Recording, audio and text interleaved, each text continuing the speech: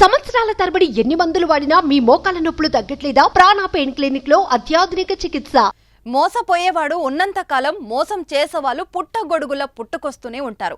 అసలే పేదరికం, ఆపై ఎన్నో ఆశలు, రోజు వస్తున్న సంపాదన వస్తున్నట్లే పోతుంటే బతుకు సహజముగా సాగదనే ఉద్దేశంతో కొందరు చిట్టీలు వేస్తుంటారు.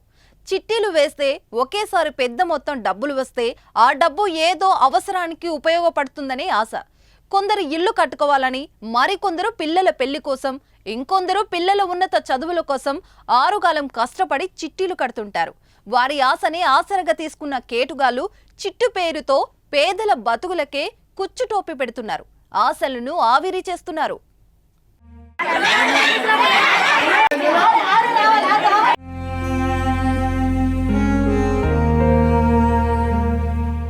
చిట్టీల పేరుతో ఎన్నో మోసాలు జరిగినా దీనిపై నిత్యం ఏదో వార్తలు వస్తున్నా మహిళలు మాత్రం చిట్టీలు కట్టడం మానరు. రూపాయి పొదుపు చేసుకొని ఇంట్లో ఏదొక ఖర్చుకు అక్కరకు వస్తుందనే ఆశతో చిట్టీలు కడుతుంటారు. కానీ చాలా ప్రాంతాల్లో చిట్టీల పేరుతో మోసం చేసిన డబ్బులతో ఉడాయించిన ఘటనలు జరుగుతూనే ఉన్నాయి. తాజాగా అలాంటి ఘటనే విశాఖపట్నంలో చోటు చేసుకుంది.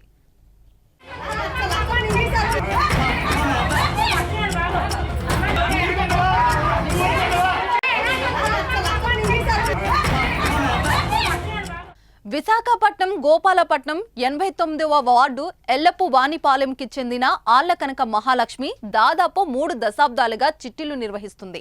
ఆమెపై పూర్తిగా నమ్మకం ఏర్పడడంతో ఎల్లపు వానిపాలెనికి చెందిన వారితో పాటు వారి బంధువులు కూడా పెద్ద సంఖ్యలో చిట్ వేశారు.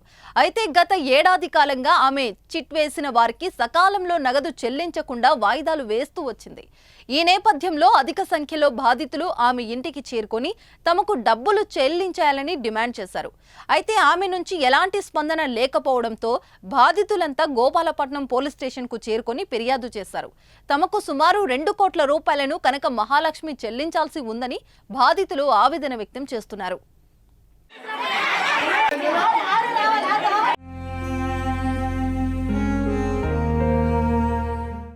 ఇక న్యాయం కోసం చిట్టి నిర్వాహకుల దగ్గరకు వెళ్తే కుటుంబ సభ్యులతో కలిసి దాడి చేయిస్తున్నారని బాధితులు కన్నీరు మున్నీరుగా విలిపిస్తున్నారు. ఎన్నో ఆశలతో చిట్టీలు వేశామని, తమకు ప్రభుత్వం న్యాయం చేయాలని వేడుకుంటున్నారు. ఈ విషయంపై CM Chandrababu, deputy CM Pawan Kalyan స్పందించి న్యాయం చేయాలని చిట్టి నిర్వాహకుల ఇంటి ముందు బాధితులు ఆందోళన చేశారు.